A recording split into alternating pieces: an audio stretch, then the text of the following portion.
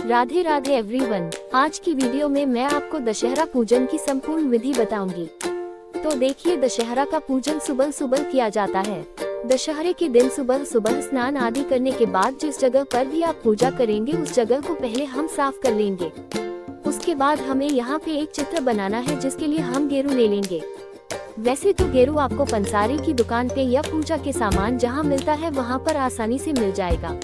लेकिन अगर आपके पास गेरू नहीं है तो कोई बात नहीं, आप आटे से या हल्दी से भी यह चित्र बना सकते हैं। कुछ लोग इसे रामचंद्र जी का चित्र मानते हैं और कुछ लोग इसको रावण का चित्र मानते हैं। देखिए, रावण बहुत बुरा इंसान था लेकिन साथ में बहुत ज्ञानी भी था। तो उसके ज्ञान के कारण दशहरे के दिन सुबह रावण का पूजन किया जाता है और शाम के समय उसकी बुराइयों के कारण रावण को जला दिया जाता है। क्योंकि रावण बहुत बड़ा पंडित था और बहुत ज्ञानी था, इसलिए सुबह के समय उनका पूजन किया जाता है। कुछ लोग इसे रामचंद्र जी का पूजन मानते हैं, तो आप अपनी परंपरा के अनुसार इन्हें मान सकते हैं। तो इस तरह से देखिए, हमें एक चित्र बना लेना है। इसके अंदर हम स्वास्तिक बना देंगे। अब हमें गाय के गोबर से थेपड़ी बनानी है, तो गाय का गोबर हमें लेना है। इससे हम छोटी छोटी 10 थेपड़ी बनाएंगे। रावण के 10 सिर माने जाते हैं, यानी कि रावण इतना बुद्धिमान था कि 10 मस्तिष्क जितनी बुद्धि उनमें थी, तो इसलिए उनके 10 सिर माने जाते हैं। अब 10 सिर के रूप में 10 हम थेपड़ी बना देंगे। अगर आपके पास गाय का गोबर नहीं है तो आप आटे से भी ये थेपड़ी बना सकते हैं। अगर आटे से बना रहे हैं तो आटे को गूंदते टाइम नमक नहीं डालिएगा, और वैसे परंपरागत रूप से गाय के गोबर से ही ये थेपड़ियाँ बनाई जाती हैं। तो यहाँ पर 10 थेपड़ी हम बना लेंगे। चित्र हमने बना लिया है। पूजा की पूरी तैयारी हमने इस तरह कर ली है। अब हम पूजा शुरू करेंगे। तो पहले देसी घी का दीपक जलाएंगे। जो नवरात्रि के जवारे हैं वो इस पूजा में बहुत काम आते हैं। तो नवरात्रि के जो जवारे हैं उन्हीं से जल के छींटे लगाकर हम सभी को भाव रूप में स्नान करा देंगे। अब इसके बाद जितनी भी थेपड़ियाँ हैं सभी को हम तिलक करेंगे। स्वास्तिक को भी तिलक करेंगे, साथ में हम जो दिया है उसको भी तिलक कर देंगे।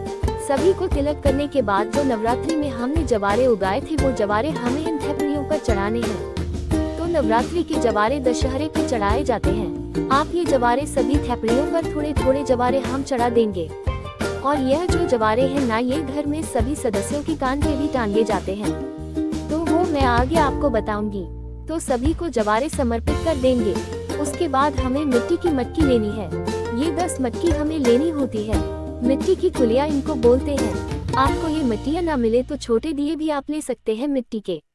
अब ये जो कुलिया ली है इन पर सभी पर हम मोली बांध देंगे। तो सभी के कंठ पर हमें मोली बांध देनी है। सभी को हम तिलक कर देंगे। रोली से चंदन से आप तिलक कर दीजिएगा। इसके बाद ये जो कुलिया है इनमें हम खील भर देंगे। जो मीठी फीकी खील आती है ना, वो इसमें भरी जाती है और साथ में हम एक पताशा इसके ऊपर रख देंगे। इस तरह से हमें सारी की सारी यानी 10 कुलियाँ इस तरह से तैयार करनी है। अब ये जो 10 कुलियाँ हैं ये 10 थेपड़ियों के पास हम रख देंगे। तो भोग के रूप में हम यहाँ पर खील पताशा मिट्टी की कुलिया में समर्पित कर देंगे। तो सभी के पास हम ये कुलिया रख देंगे। इसके बाद फिर हम जल समर्पित करेंगे और फिर हम घर में जितने भी सदस्य हैं सबके कान पर ये जवारे टाकेंगे। घर की लड़कियां सभी के सदस्यों के कान पर ये जवारे टांक देती हैं। बदले में उनको नेक मिलता है, यानी जिसके भी कान पे ये जवारे टाकेंगे ना, घर में वो लोग फिर नेक देंगे यानी पैसे देंगे। तो लड़कियों को ये दिया जाता है। इसके बाद हम दक्षिणा समर्पित कर देंगे। दक्षिणा भी घर की लड़कियों को ही दी जाएगी। अब फिर हम धूप दीप जलाकर आरती करेंगे। तो यहाँ पर देखिए, दिया जो हमने लिया है इसको 5 बार हम क्लॉकवाइज घुमाकर आरती उतारेंगे। इसे आरती का ही स्वरूप माना जाता है। तो इस तरह से हम बहुत ही प्रेम पूर्वक आरती कर लेंगे।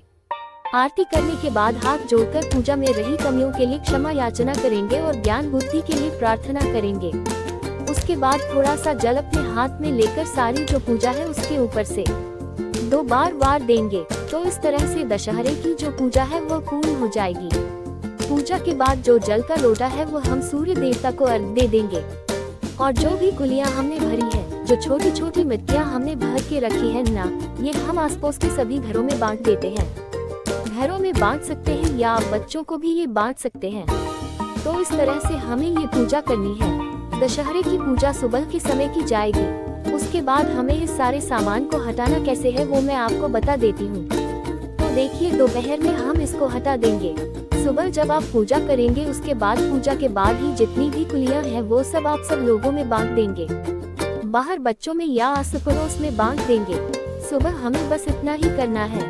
उसके बाद दोपहर में यानी पूजा के 3-4 घंटे बाद जितनी भी हमने यहाँ पर थपड़ियाँ बनाई हैं, ये सारी थपड़ी हम धूप में सुखाने के लिए रख देंगे।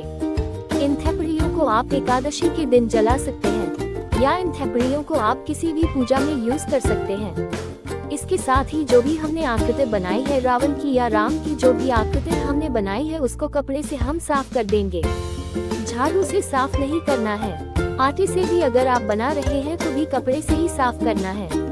तो इस तरह से हम दशहरे का पूजन करते हैं और बाद में सारे सामान का क्या करना है, कैसे हटाना है वो भी मैंने वीडियो में बता दिया है।